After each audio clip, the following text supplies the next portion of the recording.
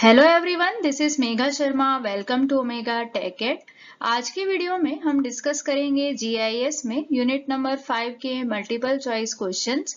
आगे बढ़ने से पहले अगर आपने चैनल को अब तक सब्सक्राइब नहीं किया है तो चैनल को सब्सक्राइब करें और वीडियो की सबसे पहले नोटिफिकेशन के लिए बेल आइकन प्रेस करें। तो स्टार्ट करते हैं हम unit number 5, data visualisation. Map often represents dash. Options हैं abstraction of geographic reality, abstraction of virtual reality, abstraction of data reality and abstraction of spatial reality। Correct answer आएगा option number A, abstraction of geographic reality. Map जो है वो model होते हैं जिनकी help से हम जोग्राफिक रियलिटी या फिर जोग्राफिक फिनोमिना को रिप्रेजेंट करते हैं। अब जोग्राफिक फिनोमिना या जोग्राफिक रियलिटी का मतलब होता है कि वर्ल्ड में जितने भी जोग्राफिक ऑब्जेक्ट हैं उनको रिप्रेजेंट करने के लिए हम एक मॉडल का यूज करते हैं और उसी मॉडल को हम मैप बोलते हैं। तो मैप की हेल्प से हम अर्थ सरफेस को प्लेन पे रिप्रेजेंट कर सकते हैं। A map is a reduced and simplified representation of the earth surface on a plane. Maps को हम ब्रॉडली 2 कैटेगरीज में डिवाइड कर सकते हैं, topographic maps and thematic maps. A topographic maps is a detailed and accurate illustration of man-made and natural features on the ground, such as railroads, roads, land use and rivers. And thematic map represent the distribution of particular themes, such as economic theme, poverty density in Mumbai. Map that shows the continents, countries, capitals is called as dash map. Options हैं political, physical, thematic and none of the above. Correct answer आएगा option number A, political. Political map की help से हम government boundaries, countries, state की location show कर सकते हैं।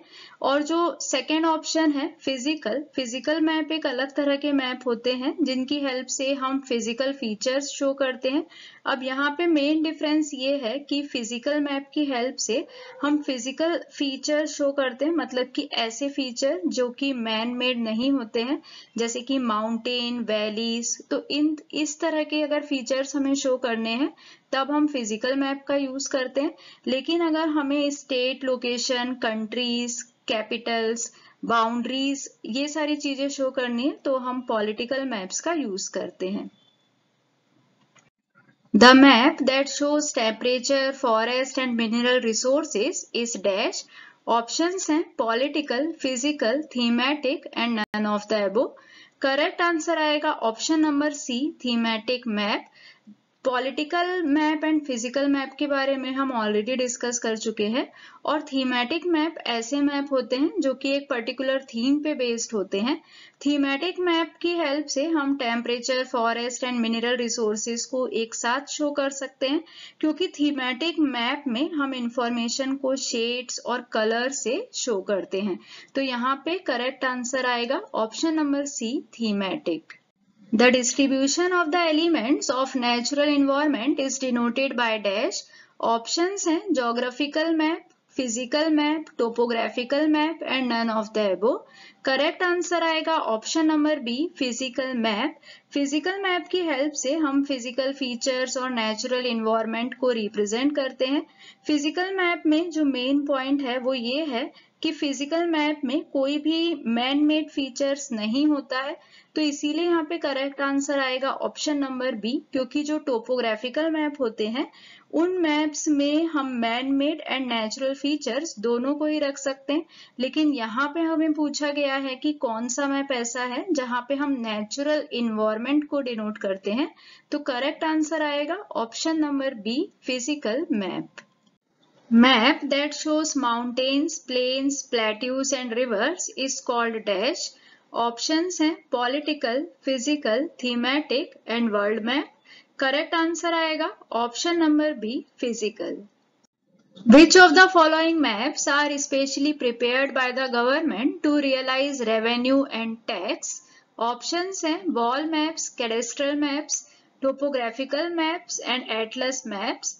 Correct answer आएगा option number B, cadastral maps.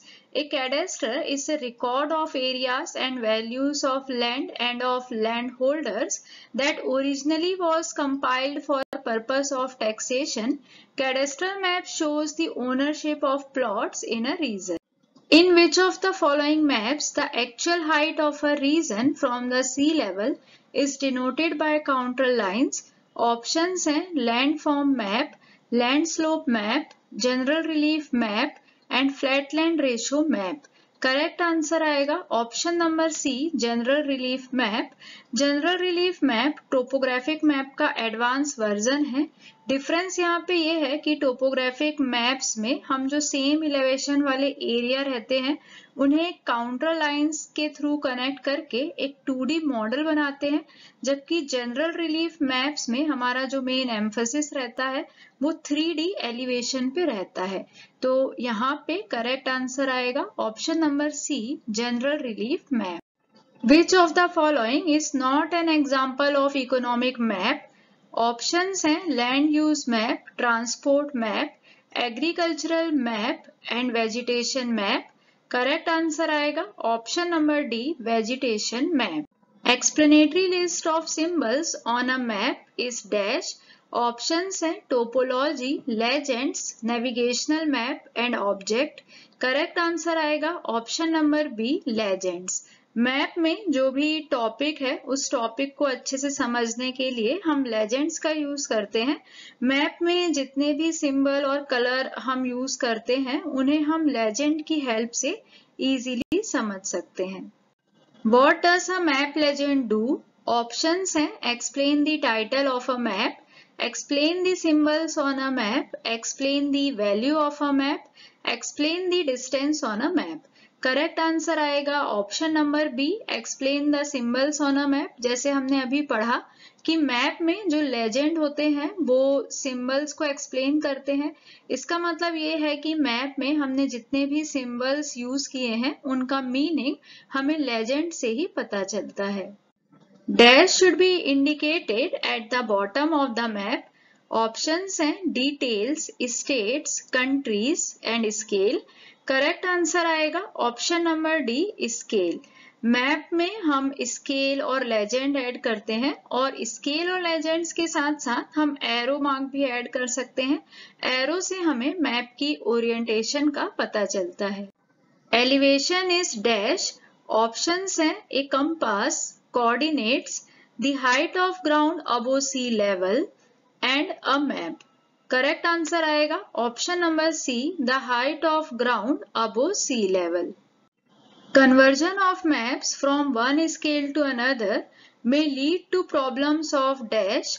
Options हैं visualisation, map characteristics, cartographic generalisation and map presentation. Correct answer आएगा option number C, cartographic generalisation. कई बार ऐसा होता है कि हमें मैप के स्केल को चेंज करना पड़ता है, बट इससे प्रॉब्लम अराइज होती है और इस प्रॉब्लम को हम कार्टोग्राफिक जनरलाइजेशन बोलते हैं. Translation of spatial data from database into graphics is known as dash. Options हैं cartographic, cartographic visualisation, spatial graphic and tempographic. Correct answer आएगा option number B, cartographic visualisation. Visualisation process में हम cartographic methods and techniques apply करते हैं. तो visualisation एक process होता है जिसमें हम कार्टोग्राफिक मेथड्स और टेक्निक्स की हेल्प से जो स्पाशियल डेटा होता है उसे ग्राफिक्स में ट्रांसलेट करते हैं. Map based scientific visualisation refers to dash. Options हैं map visualisation, geo visualisation, sci visualisation and point visualisation. Correct answer आएगा option number B, geo visualisation. In the sentence, how do I say what to whom, how and I refers to dash. Options हैं demographic information methods and demographer respectively, cartographic methods and cartographer respectively, geological methods and geologists respectively, geographic methods and geologists respectively। एक sentence हमें दिया हुआ है और इस sentence में हमें बताना है कि हाउ एंड आई क्या रेफर कर रहा है। तो करेक्ट आंसर आएगा option number B, cartographic methods and cartographer respectively.